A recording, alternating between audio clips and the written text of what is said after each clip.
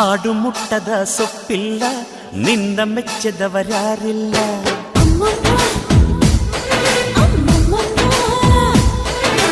ಜೇನಿಗಿಂತ ಸಿಹಿ ಬೇರಿಲ್ಲ ನಿನ್ನ ಮುದ್ದಿಗಿಂತ ಸಿಹಿ ಬೇಕಿಲ್ಲ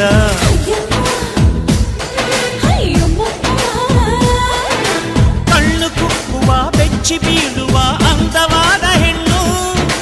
ರುಚಿ ರುಚಿಯ ಬಾಯಿ ಚಪ್ಪರಿಸ ಸಿಹಿಯಾದ ಹೆಣ್ಣು